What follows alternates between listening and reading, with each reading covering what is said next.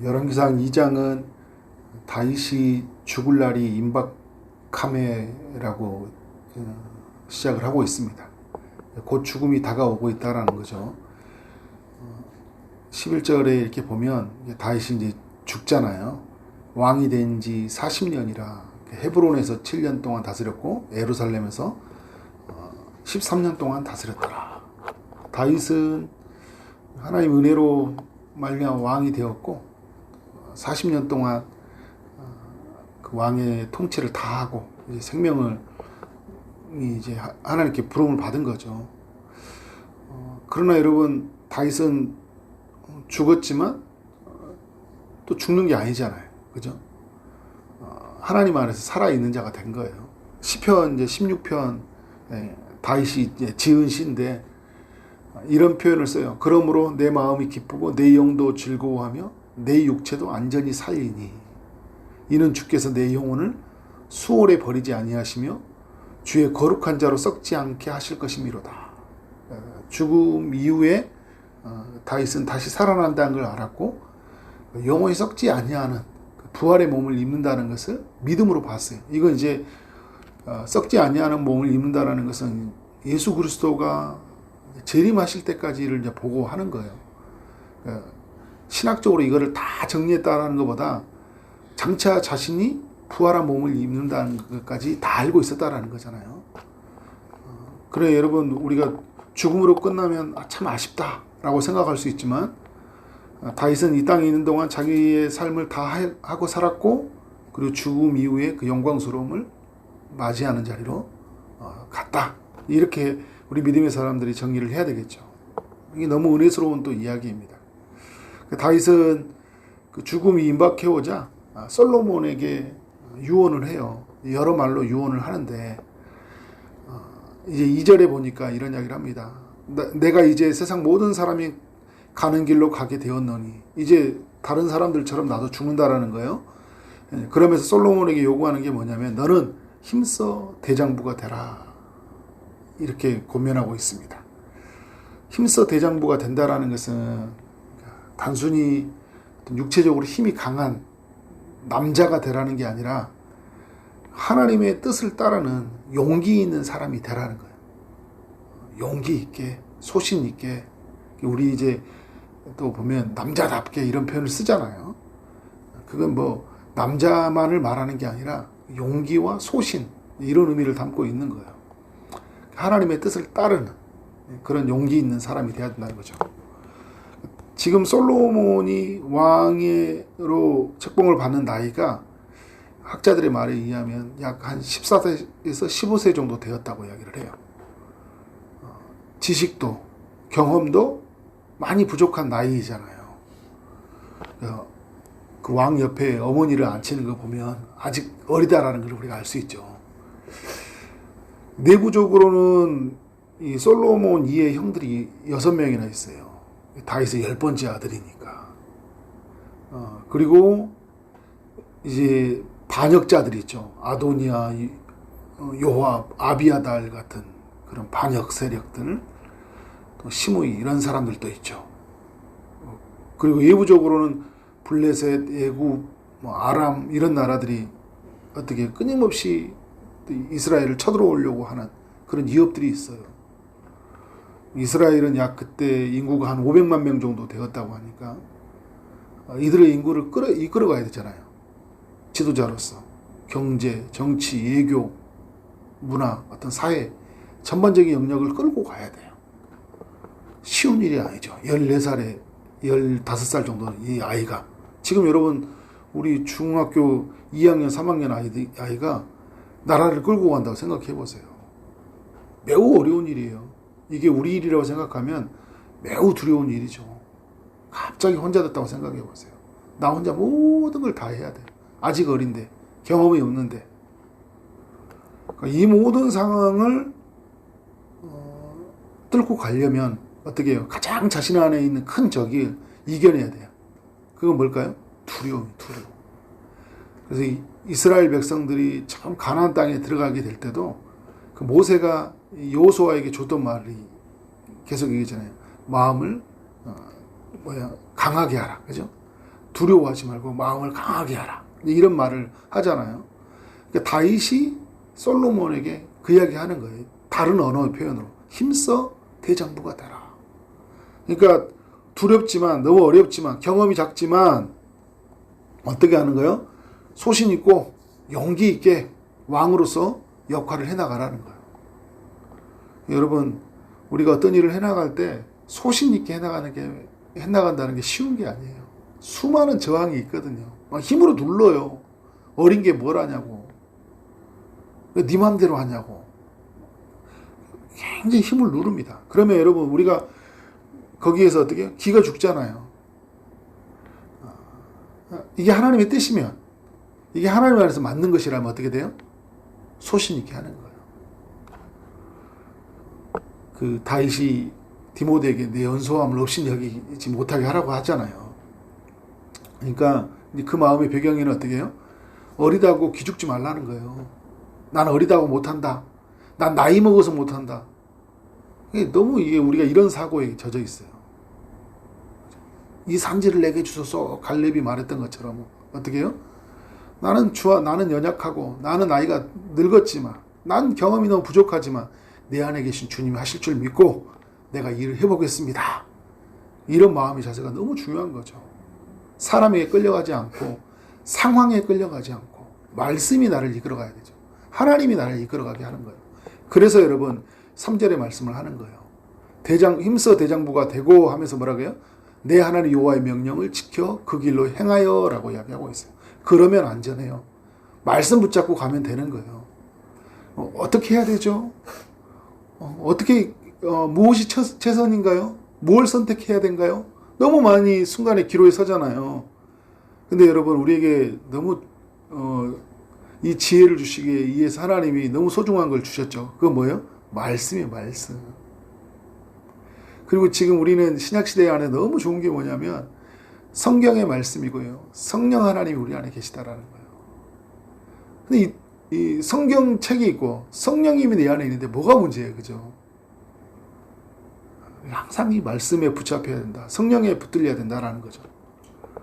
그래서 오늘 3절에 이렇게 보니까 이 하나님 말씀을 여러 표현으로 하죠. 법률과 계명과 율례와 증거라는 표현을 쓰고 있잖아요. 모세의 율법에 기록된 대로 지키라. 그러니까 3절 보니까 명령을 지켜 그 길로 행하고 기록된 대로 지키라. 그러면 어떤 일이 난다고요? 내가 무엇을 하든지 어떤 사람들의 어떤 정책을 펼치든지 어떤 말을 하든지 재판을 하든지 그죠? 그럴 때 어떻게 하는 거예요? 무엇을 하든지 어디로 가든지 형통하리라. 형통할지라. 4절 여호와께서 내 일에 대하여 말씀하시기를 만일 내 자손들이 그들의 길을 삼가 마음을 다하고 성품을 다하여 진실이 내 앞에서 행하면, 그러니까 이게 솔로몬과 그 이후에 있는 모든 사람들이 향하는 주는 교훈이기도 해요. 그죠? 마음을 다하고 성품을 다하여 진실이 내 앞에서, 하나님 앞에서 진실한 마음을 가지고 이 말씀 붙잡고 살아가면 이스라엘 왕위에 오를 사람이 내게서 끊어지지 아니하리라. 그러니까 솔로몬의 왕가, 그죠? 다윗으로 세워진 이 왕가는 어떻게 해요? 결코 끊어지지 않아요. 이 말씀을 확실히 이루게 하시리라. 그러니까 우리가 해야 되는 일이 뭐냐면 하나님의 말씀에 집중하는 거예요. 수많은 사람들의 소리가 들려오잖아요. 우리가 여러분 믿음으로 살도록 그 사단이 내버려둬요. 가장 가까운 사람들을 사용하기도 해요. 어떨 때도 저도 그래요. 저도 어떤 사람에게 믿음 없는 말을 해줘 버릴 때가 있어요. 그때 흔들리지 않아야 돼요. 주변에 있는 사람들이 막 엉뚱한 이야기 하면 그런 말에 흔들리지 말고 이게 말씀이 그러한가 하여 말씀에 붙잡혀서 그래 소신 있게 용기 있게 주의 일들을 감당해 나가는 거죠. 그러면 솔로몬의 왕가는 끊어지지 않는다. 이건 여러분 우리 인생에도 적용이 되는 거예요. 그러면 나와 우리 가문은 어떻게 해요? 안전하다. 나와 우리 교회는 안전하다라는 거예요. 걱정이 되죠. 여러분 막 시대가 변화되고 우리 교회 괜찮을까? 대한민국 괜찮을까? 우리 늘 여러분 이럴 때 하나님 말씀이 우리에게 무엇을 말씀하실까? 거기로 가야 돼. 거기로. 사람들 편에 서는 것이 아니라 하나님 편에 서서. 그러면 나라는 안전하다. 솔로몬이 나중에 이렇게 갔나요? 못 갔나요? 처음에는 이렇게 갔는데 나중에는 그렇게 못 가서, 그래서 나라가 두동강이 난 거예요. 나중에 5절부터 9절까지는 이제 그 사람을 향한 당부인데 뭐냐면 은혜롭지 못한 것 제거하고 또 은혜로운 것은 어떻게 해요? 잘 지켜나가는 그런 이야기들을 하는 건데 이제 이런 이야기예요. 요압은 처벌하라. 5절 이하에 요압은 처단하라라는 거예요. 왜요? 피를 흘렸잖아요. 평화의 때 피를 흘린 사람이다. 그러니까 전쟁 태평 시대에 피를 흘려서 어떻게 해요? 더럽힌 사람이, 나라를 더럽힌 사람이에요. 그 아브넬과 아마사를 죽였잖아요. 나중에 보면 이전에 보면 그 압살롬을 어떻게 해요? 압살롬을 죽이고 자신의 힘으로 죽이고 아도니아를 또 지지하고 반역에 가담하고 이런 사람 어떻게 해요? 다윗의 때는 괜찮았는데 다윗은 사실 이렇게 많이 힘을 잃어버렸어요. 그래서 분별력도 사라졌고 결단력이 사라진 거죠. 힘써 대장부가 되지 못해서 다윗은요. 마지막에 용기 있게 소신 있게 말씀 앞에 서지 못했거든요. 근데 이 솔로몬의 때 이야기하는 거예요. 너는 대장부가 되어서 어떻게 해요? 말씀을 지켜 행하라. 그러면서 해야 되는 일이 뭐냐면 요압을 제거하는 거예요. 그리고 7절에는 바르실레라는 길러 바르실레 사람들이 있었죠. 그죠? 다윗이 이제 압살롬 피해 도망갈 때 그 은혜를 베풀어 줬던 사람들이거든요. 근데 이 사람들에게는 은혜를 베풀어라. 그 아들들에게도 은혜를 베풀어 주라는 거예요. 마땅히 은혜 베풀 사람들에게 은혜 베풀고 또 은혜의 요소에 제거되는 사람은 어떻게 해요? 가감하게 제거하는 거예요. 우리도 여러분 가는 길에서 우리의 삶에서 어떻게 해요? 죄짓게 하고 어떤 죄의 요소로 남겨지는 것들이 있죠. 그런 것 가감히 제거해야 돼요. 그래야 우리의 가정도 우리 교회도 다 안전한 거예요. 우리 인생도 그래요. 우리 기업도 마찬가지입니다.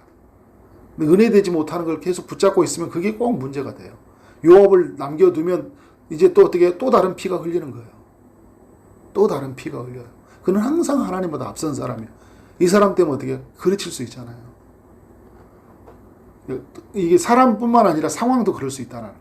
늘 기억해야 돼요. 그렇지만 또 여러분 은혜 베풀 일에 대해서는 어떻게 교회가 또 우리가 그 사람에게 당연히 은혜를 베풀어 주는 거, 자비를 베풀어 주는 거 너무 중요하죠.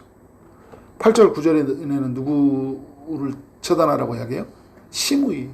다윗에게 저주를 퍼부었던 사람이거든요. 다윗 때는 다 받아줄 수 있어요. 그런데 솔로몬 때는 안 돼요. 그죠? 저주를 퍼부은 사람들. 왜냐하면 이스라엘은 하나님이 통치하는 나라거든요. 하나님이 통치하는 신정국가잖아요. 통치하는 나라. 그러니까 피를 흘려서 정복하는 사람들이 머무는 게 아니에요. 이것은 왕의 자리를 시신탐탐 노리는 사람들. 왕은 되어지는 건데 하나님이 세워주는 건데 자기가 왕 되려고 하는 사람들, 그 사람들이 모으는 것이 아니에요. 요압은 이런 부분에 실수했잖아요. 왕을 막 세우려고 하고. 그러면 이제 또 그럴 거 아니에요. 솔로몬 마음에 안 들면 다른 사람 왕을 세우려고 하고. 하나님보다 앞선 자들이 머무는 것이 아니에요. 힘이 강한 자가 머무는 것도 아닙니다. 저주하면서 남을 깎아내리는 사람, 시므이 같은 사람들이 머무는 게 아니에요. 축복의 말로 세워지는 것이 하나님 나라잖아요. 은혜 베푸는 것이 하나님 나라거든요. 힘을 쓰는 것이 아니라 힘을 빼고 어떻게 해요? 섬기는 것이 바로 하나님 나라의 왕국이에요. 그 나라예요. 철저히 이러한 정신이 드러나도록 하기 위해서 다윗이 이런 이야기를 하고 있는 거죠. 우리로 가져온다면 아까도 말했지만 은혜되지 못하는 것들은 철저하게 제거하고 죄의 요소들 있죠. 죄를 짓게 하는 것들은 철저하게 제거하고 은혜되는 것은 철저하게 붙잡고 나아가야 된다. 그러나 여러분 이런 모든 일들이 어떻게 해요? 이게 쉬운 게 아니잖아요. 근데 오늘 말씀에 보면 6절에도 보면 내 지혜대로 행하여 라고 이야기하잖아요. 그죠? 그 말은 우리에게 주는 교훈이 있죠. 지혜가 필요하다. 그래서 솔로몬이 3장에 가서 뭘 구하는 거예요? 지혜를 구하는 거예요. 이걸 어떻게 하지? 누가 이 사람이 이게 지금은 딱 이 요압, 시므이, 바르실레 딱 드러나는 사람들이잖아요. 근데 이게 감추고 나는 이렇게 되게 정의로운 척 하면서 오면 어떻게 발견할 수 있냐고요. 지혜가 필요한 거예요. 근데 여러분 3장에서 보면 알죠. 엄마가 한 아이 두고 두 엄마가 그죠? 내가 진짜 엄마다 이렇게 하니까 솔로몬이 어떻게 해요? 지혜롭게 판결하잖아요. 하나님의 지혜가 필요한 거예요. 공의로운 나라, 은혜로운 나라를 만들어가기 위해서 모든 것은 말씀대로 지어져 가기 위해서 지혜가 필요하다. 그러니까 지금 시대로 가져와 보면 하나님의 성령의 지혜가 우리에게 너무 필요한 거예요. 하나님의 말씀, 성경, 또 하나님 보내신 성령님을 의지해서 어떻게 해요? 이걸 분별해줘. 그래서 분별한다고 하잖아요. 분별하는 거. 그래서 어떻게 하는 거예요? 과감한 결단을 내리고, 그래서 내 삶을 어떤 죄에 빠지지 않고 나를 통제해 나가는 것. 분별력, 통제력, 결단력. 누가 주시는 거예요? 성령님이 주시는 거예요. 말씀으로 분별하고 성령이 행하게 하시는 거예요. 늘 이게 우리는 구해야 돼. 그래야지 우리는 어떻게 합니까? 매우 은혜로운 삶을 사는 거예요. 하나님 나라에 합당한 삶의 방식을 살 수 있는 거예요. 이런 삶의 이야기를 남기기를 주의 이름으로 축원합니다. 네, 기도하겠습니다. 하나님 감사합니다. 열왕기상 2장을 통해 다윗이 죽는 이야기, 그리고 솔로몬이 이제 왕이 되어서 해야 되는 이야기를 살펴보므로 우리가 무엇을 해야 되는지 알게 하시니 감사합니다. 내부적인 어려움이 있고 또 예적인 어려움이 있을 때 무거운 책임감 아래에 있는 삶 때문에 그래서 두려움이 찾아올 때 소신 있고 용기 있게 살아가는 우리의 삶이 되게 하여 주옵소서. 하나님의 말씀에 철저히 붙들리게 하여 주시고 또 하나님의 성령을 의지하면서 모든 것을 지혜롭게 그래서 하나님의 공의와 하나님의 정의, 하나님의 은혜가 우리의 삶을 통해 온전히 드러날 수 있도록 역사하여 주옵소서. 오늘 또 하나님에서 친히 함께 하심으로 우리의 삶이 말씀에 온전히 이끌려가기를 소원하옵고 예수 그리스도 이름으로 기도를 싸움나이다. 아멘.